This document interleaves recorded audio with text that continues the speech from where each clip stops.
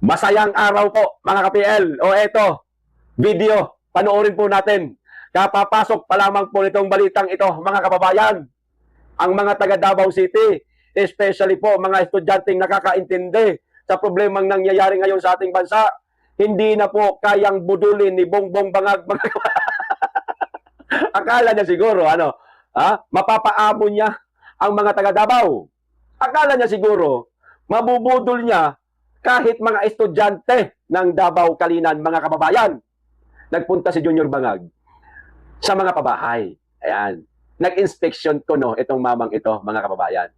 Nakita siya ngayon ng mga estudyante. Imbis na papuri ang kanyang marinig o matanggap, mga kababayan, mula sa mga taga-Kalinan, Davao City, abay hindi po papuri at hiyawan na natutuwa sa kanya, kundi free speech o tila pambabastos pa. Imbis na matuwa yung mga tao kasi nagpunta siya sa pabahay nag-inspection siya kuno Hindi na po kayang budulin ni Bangag ang mga taga Davao City. O eto, mga kababayan, preskong-presko na balita. Basahin ko po muna bago po ang video. Okay. Free speech o pambabastos? Panoorin. Ayun na. Kumakalat ang video sa social media kung saan makikita at maririnig po, mga kababayan, na tinalakan at ininsulto ng mga di umano estudyante ng Kalinan National High School sa Davao City si Pangulong Ferdinand Bongbong Bangag Marcos Jr. habang papalis ang chopper nito. Okay? Ito ay matapos ang pagbisita ni PBBM sa People's Ville sa Riverside, Kalinan District upang mag-inspeksyon sa pambansang pabahay para sa Pilipino o 4PH program, mga kababayan, di ba? Nag-inspeksyon siya. Kung matinong presidente ito, ganiring nag-inspeksyon siya sa mga pabahay, mga kababayan, abay, papalakpakan ng mga tao. Yan, galing na presidente talaga. Hindi mambubudol. Hindi Bangag. Kaso Bangag, mambubudol, traidor, higit sa lahat, traidor niya mga Duterte. Ito ang napala niya, mga kababayan. Panoorin po natin itong maikling video na ibibigay ko po sa inyo. O, ito na.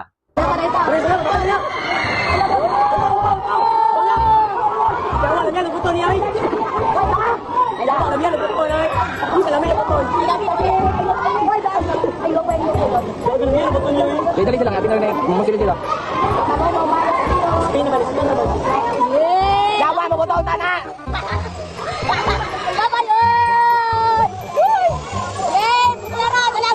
Ako yung makating, parang nga makita na makating. Lupa ng mga yawa. Patay na nga yun. Park. Ano yan? Titiho na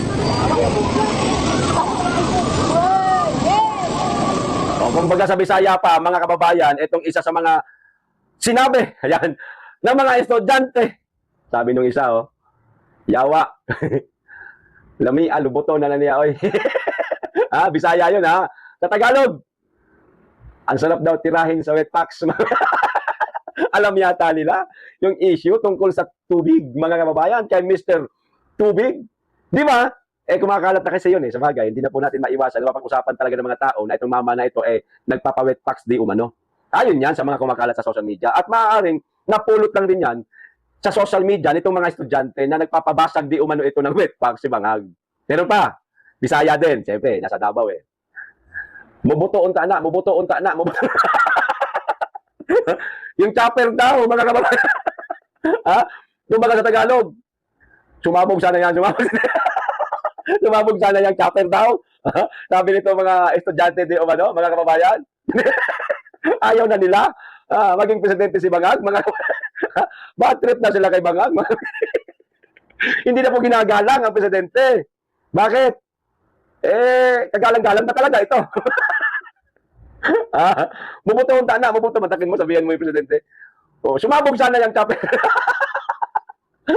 Diba? Mulakaw na ang mga yawa. Alis na daw ang mga demonyo. Di ba? Kahit mga minor de edad na mga estudyante di umano ito, mga kababayan, ganun po kalaki ang galit kay Junior Bangag. Lalo na taga Davao. Hindi na ho kasi maitatago sa publiko kung paano nila ginigipit ngayon ang mga Duterte. Hindi ko naman po sinasabing deserve. Ito ni Junior, mga kababayan, ha? Hindi ko po sinasabing deserve. Pero, wala tayong magagawa. Ganoon yung damdamin ng mga estudyante sa kanya. Hindi na siya nagugustuhan. Hindi na gusto ang kanyang pamumuno. Kasi unang-una, siguro, nakikita talaga nito mga estudyante ito, ang mga issue tungkol dito kay Bangag, ha? Gumagamit di ng polvoron. Ngiwi-ngiwi yung Banga. Di mo ba? Nagpapatubig. May patubig. Si Presidente. Hindi pa burger, patubig ni Presidente. Suluhin mo yan. Di ba? Atong ano-ano pa, higit sa lahat yung mga pangtatrador niya na ginagawa niya sa mga Duterte. Matapos ang tulungan ni Tatay Digong, yung kanilang pamilya, ipinalibing yung kanyang ama sa libingan ng mga bayani. Ang ginawa niya bilang ganti, ipinakulong ang dating presidente sa The Hague, Netherlands. Isa yan sa mga ikinagagalit ng mga taga Davao Yan, kahit saan kayo magtanong-tanong sa Davao City, kumapadpad mo po kayo ng Davao, galit talaga sila kay Marcos. Kasi daw, ipinakulong ni Marcos si Tatay Digong sa The Hague, Netherlands. Ang mga taga Davao kasi, mga kababayan, kami, taga Davao, hindi kami sanay na wala si Tatay Digong sa Davao City. Kasi si Tatay, kahit wala sa posisyon niyan, hindi natatakbo sa kung anumang mga sa anumang government position. Tulad niyan, kahit hindi na siya mayor, halimbawa lang, o mayor man siya, sanay kaming mga taga Davao na yung bang inaabangan namin si Tatay Digong sa mga paborito niyang lugar.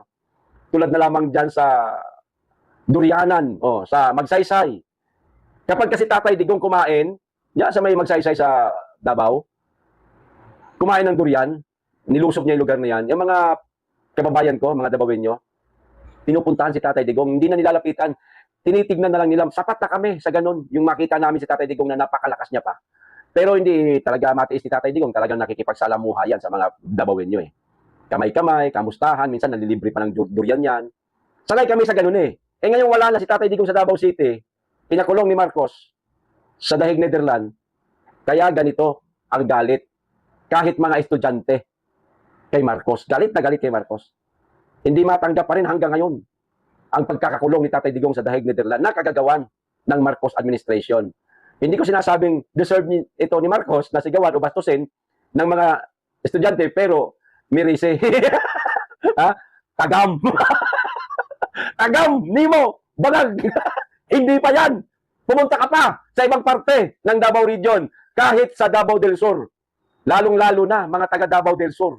Kung matatapang ang taga Davao City, subukan mong pumunta sa Davao del Sur. Hindi lang Bangag ang maririnig mo. Baka maghagis pa ng tae sa chopper niya. Mga taga Davao del Sur. Tawag nito? Maglinis kayo ng chopper. O di kayo mga tae kayo. Nako, ganyan kalaki galit sa'yo ng mga taga Mindanao. Lalong-lalo na ang mga Moro na magulo ngayon sa BARM, na tila pinabayaan mong maging magulo yung BARM. Mas lalong nagalit sa'yo ang taga Mindanao. Kaya wala kang aasahan na maririnig na maganda sa'yo, Mr. President, sa Mindanao. Mapapahiya ka lang roon, masasaktan ka lang. Kahit na anong gawing mong maganda, tulad yan, binisita mo ang pabahay, na ituturing na maganda ito Pero ano ang naibalik sa'yo? Kung ano ang ginawa mo, ibabalik din sa'yo. Gumawa ng mabuti ang mga Duterte, pero ang naging ganti mo, masama, trinidor mo sila. Ganon din ang gagawin sa'yo ng mga taga Mindanao. Gumawa ka man ng mabuti sa Mindanao, pag bumisita ka, may maririnig ka na mga mura at kung ano-ano pa sa mga kababayan ko. Dapat i-expect mo na yan. Pag tumungtong ka sa lupain ng Mindanao, makakarinig ka na ng pambabastos mula sa mga Mindanaoan, especially Davao Region. Okay? Kaya wag sasama loob mo, ha? Masama daw kasi loob itong mamang ito, mga kababayan, at nakarinig siya ng ganun sa mga estudyante pa. Hindi yan tinuruan, ha? Ng mga magulang o ninuman. Walang nagturo sa mga bata na yan. Nakikita nila sa balita na hindi maganda at hindi kapatas na bilang isang presidente sa mga Duterte at sa mga kababayan mo na pinipili kang pinakikisamahan at tinutulungan. Nakikita ng mga bata yan kasi may social media na. Okay? Ito pa isang balita, mga kababayan. Di ba nabanggit ni Junior Bangag na magpapalipad na di umano siya ng racket sa susunod na taon, mga kababayan? Diyos ko po. Masyadong mayabang yan na pangarap sa palagay ko. Kayabangan yan Mahirap makamit yan, mahirap magawa yan. Lalo na Marcos ang presidente. Saan sila kukuha ng pondo? Mga kababayan, ito, sinupalpal siya ni Senator Robin Padilla dito sa ipinagmayabang, puro yabang talaga itong mama na ito. Ipinagmayabang niyang racket di umano sa susunod na taon, paliliparin na nila. O ito, sinupalpal siya ni Robin Padilla, basahin ko po ang sinabi mismo na lang ha, wag na po yung napakahabang caption nitong balita. Yung mismong sinabi na lang ni Marcos at ni Senator Robin Padilla para hindi na po tayo masyadong mapahaba. O ito sabi ni Marcos, mga kababayan. Sa sona niya ito ha, repasuhin lang po natin. Yes, we are going to launch a rocket into space. Hindi po inilagay dito sa taong 2027. Basta magpapalipad daw po ng rocket si Bangag sa kalawakan. Ito po ang naging sagot ni Senator Robin Padilla na sinasabi nitong mga yawa na ito na bobo daw itong mamang ito. Tingnan natin ngayon kung sino ang bobo. Isang ex-convict na senador o ang mismong presidente na di umano'y sabi niya, meron daw siyang pinag-aralan. O batay po sa mga sinasabi nila. Diyan po natin sila husgahan kung sino ang mas may utak sa dalawa. O ito naman po ang sinabi ni Robin. Sana po mabigyan ng atensyon na bago tayo mapunta sa rocket, ay magkaroon din tayo ng bullet train. Mr. President, narinig nyo ba yon? Isa sa mga minority bloc, pinuna po ang inyong pangarap, ipinagmamayabang na rocket. Bago daw po sana tayo dumating sa pangarap na rocket na yan, sa isang taon mahigit na lamang po ninyong natitirang termino, unahin daw po muna ninyo ang bullet train, Mr. President. Kayo naman, puro ka talaga yabang. Wala ka naman nagagawa po. Ano ba proyekto mo? Ito ay pagmamayabang mo, nasa Davao City. Karapat dapat ba ipagmayabang ito? Nagtanim ka pa ng punla. Sa Davao City, ibig sabihin nagtatanim siya ng punla, ng pabango, para bumango siya sa Davao City. Sa palagay mo, nasiyahan sa'yo, mga taga Davao? Hindi po. Bago po ninyo unahin ang rocket, Mr. President, anak ng patula talaga, oo. Resolbahin muna natin, kahit yung problema na lang po sa flood control scam. Kung saan-saan na po tayo napupunta, sir. Napunta ka na po sa rocket. Ang lakas ng tama mo. Sa susunod po kasi, kapag mag-i-speech ho kayo, wag po muna kayong sisinghot, sir. Nadadala ho kayo sa tama ninyo. Sa taas po ng tama ninyo, sir. Lumilipad din po ang pangarap ninyo. Simple lang naman po sana ang pangarap ng mga Pilipino. Lalong-lalo na yung mga nakakaintindi sa nangyayaring korupsyon ngayon sa Pilipinas. Simple lang. Ang matuldukan ang korupsyon sa bansa. Malaking bagay na huyan, Mr. Bangag. Kapag naipakulong mo na yung mga pinangalanan ng 18 Marines. Hindi kami naniniwala na walang kasalanan yung mga pinangalanan ng 18 Marines. Naniniwala kami sa mga testimonya ng mga dating sundalo. Naniniwala kami sa kanila. Yun lang, maipakulong mo lang yung mga pinangalanan ng mga tumanggap di umano ng malita. Sasaluduhan ka ng maraming Pilipino, Mr. Bangag. Pero, hanggat hindi mo maipapakulong, aani ka ng pangungutya, ng pambabastos, lalo na pag nakatapak ka sa lupain ng Mindanao. Unahin mo muna ang problema natin sa kalupaan, Mr. President. Huwag po muna kayong dadagdag ng problema sa kalawakan. Napakalabo ho mangyari niyan, Mr. President. Yung mga MRT nga lang Hindi nga po ninyo ipinagpatuloy. Mga nasimulan ng dating Pangulong Duterte. Napunta ka na sa rocket, putang inang buhay ito. Tama naman itong sinasabi ni Senator Robin Padilla. Unahin daw po muna natin ang bullet train, mga naman, Mr. President, o mga bangag, yan. Wala nga kayong pambira naman, meron na ba kami napakanyabangan ng mga nagawa mo, kahit malang simpleng skyway man lang, karugtong o karagdagan, wala po. Ang traffic, nako, hindi po maibsan-ibsan ang problema sa traffic. Buti pa nung dati kay Pangulong Duterte, kahit papaano, nakagawa siya ng mga skyway, ng mga bypass road. Kayo po wala, Mr. President. Tapos napunta na po kayo sa rocket. Dala lang po yata yun ang tama mo. Kasi napansin ng mga Pilipino, habang nag-i-speech ka, nung ikaw ay nagsona, sir, humingi na naman yung panga mo. Yun nga lang, hindi mo pinahahalata masyado. Kapag ka alam mong mangingiwi ka na, tumatagilid ka, tumitingin ka sa teleprompter, gumagano yung panga mo. Akala mo, hindi namin napansin. Napansin po namin yun, Mr. President. Pansin na pansin. Kaya naniniwala kami na sinasabi mong magpapalipad ka di umano ng rocket sa taong 2027, bunsod lamang po yon ng inyong amats. high lang po yata kayo. Yung mga ano na yun. Puta na po. Yung siwasan po ang pagtitira, ha? Kapag kayo po mag-i-speech, Mr. President, pag muna kayong rarat-rat, ano? Ha? Para hindi ho kayo kung saan-saan napupunta. Baka mamaya, hindi lamang po racket ang ipapalipad ninyo. Baka isang araw, bigla mong masabi na gusto na nating makalagay ng bandera doon sa buwan. Patay tayo dyan. Putang ina. Mr. President, kung tutuhanin nyo po, yung sinabi ninyo sa SONA na magpapalipad kayo ng racket sa susunod na taon, kung ang concern ni Senator Robin Padilla, bullet train, which is papakinabangan talaga yan ng mga kababayan natin. Ang concern naman po ng mas maraming Pilipino, alam niyo po kung ano? Pabahay.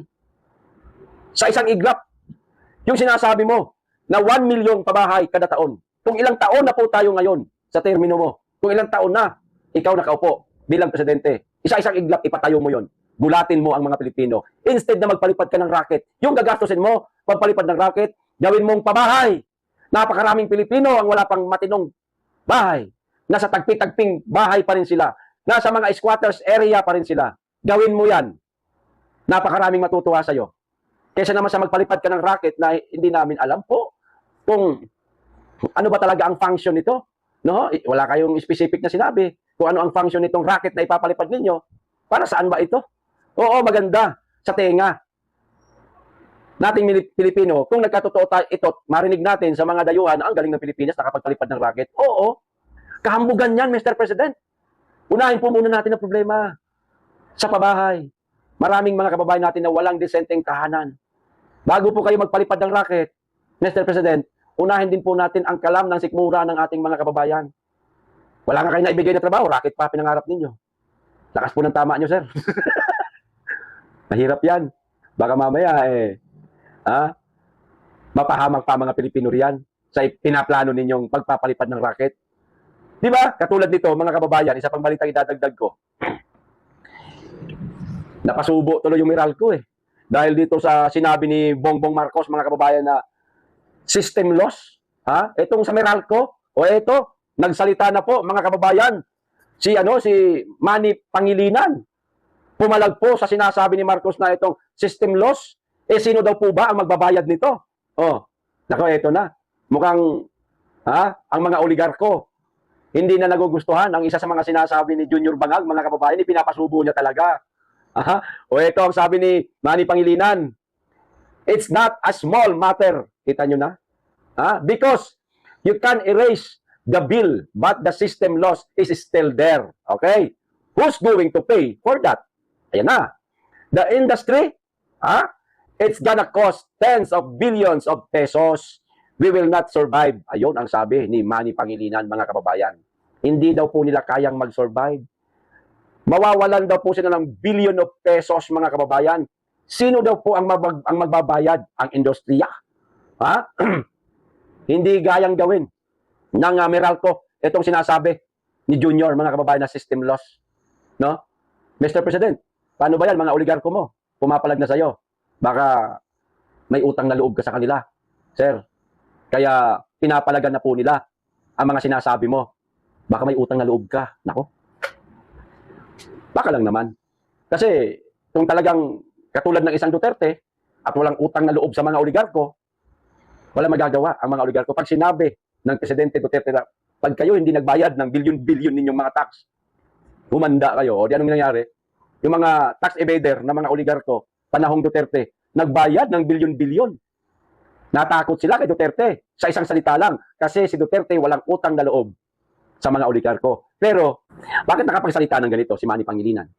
Baka, Mr. President, may share ito sa inyong campaign, tawag nito, campaign, o baka naging campaign donor ito nung ikay tumakbo sa pagka-presidente noong 2022. Kumbaga meron kang utang na loob. Di ba? Baka naman. Kaya siya pumapalag at may lakas loob siyang palagan yung mga sinasabi mo. Hinala lang naman po namin yan. Ngayon, mensahe ko naman dito kay Manny Pangilinan, Sir, kung hindi niyo po kayang tuparin ang mga sinasabi o pagmamayabang ni Junior Bangag, Sir, palagan niyo po, Sir.